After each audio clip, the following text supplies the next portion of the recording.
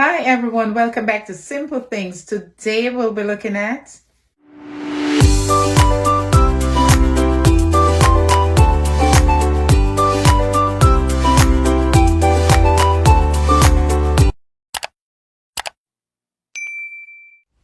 growing up. I always heard my father talk about first quarter, full moon, moon eclipse, and all those interesting space-related matters. The most fascinating part, however, was those nights he would wake me up so together we could watch the moon eclipse. I've always been interested in what's up there from an early age. In this video, we'll take a look at some basic facts about the moon and how it all ties in nicely with scripture. Before we get into the video, however, I'm going to ask you to hop over to my channel and watch a few videos, subscribe and become a part of the Simple Things Outreach Media family.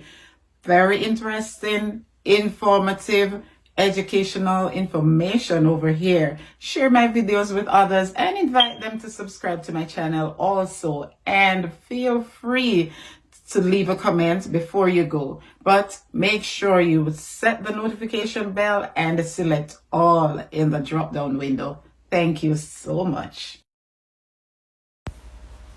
Number 1, the moon is a little more than a quarter the size of the earth and is 238,900 miles away. The moon is about 93 million miles from the sun. Number 2, a lunar day is the length of time the moon takes to complete one rotation on its axis with respect to the sun. While doing this, the near side of the moon always faces Earth, and the far side always faces away from the Earth. In the creation account of Genesis 1, we are told, "And the evening and the morning was the first, second, third day, etc." According to the Strong's Concordance, the word translated evening is from Greek, which also means night.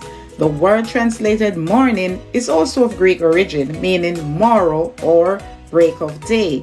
Hence, this literally means night and day was the first day, second day, etc. of 24-hour period. Number 3, a lunar month is determined by the moon's phases. The moon takes approximately 30 days to pass through each of its 8 phases and return to its original position. I'm sure we're all familiar with terms like new moon, first quarter, full moon, last quarter. Even without astronomy, we already knew a month rightfully has 30 days based on the events surrounding Noah's flood in the book of Genesis 7, where we read, "And the waters prevailed upon the earth 150 days." That was verse 24. In Genesis 8, verse 3 and verse 5, we read, "And the waters returned from off the earth continually, and after the end of the 150 days, the waters were abated. And the waters decreased continually until the 10th month. In the 10th month, on the first day of the month, were the tops of the mountains seen." So let's backtrack to verse 11 to 13 of chapter 7. "In the 600th day of Noah's life, in the 2nd month, the 17th day of the month, the same day were all the fountains of the great deep broken up, and the windows of heaven were opened. And the rain was upon the earth 40 days and 40 nights. In the selfsame day entered Noah and Shem and Ham and Japheth, the sons of Noah, and Noah's wife, and the 3 wives of his son with them into the ark." Going forward to Genesis 8 verse 4 again, we see, "And the ark rested in the 7th month on the 17th day of the month upon the mountains of Ararat." So, from scripture we know that, firstly, Noah and his family went into the ark on the 17th day of the 2nd month. Secondly, the waters remained upon earth's surface for 150 days. And finally, the waters began to abate on the 17th day of the 17th month. So, let's do the math. And we'll see clearly that since the water remained upon the earth for 150 days, or 5 months between the 2nd to the 7th month, therefore 150 divided by 5 equals 30. Clearly, a month has 30 days since creation. Number 4, the moon takes roughly 28 days to orbit or go around the earth.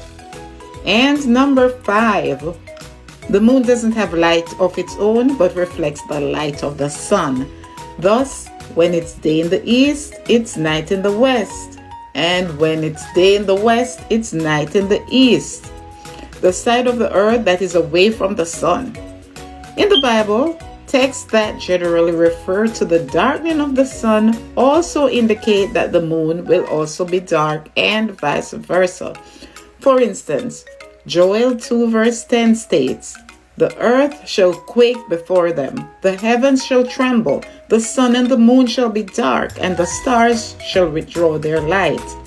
And in contrast, Isaiah 30 verse 26 tells us, "Moreover, the light of the moon shall be as the light of the sun, and the light of the sun shall be sevenfold, as the light of 7 days, in the day that the Lord bindeth up the breach of his people, and healeth the stroke of their wound."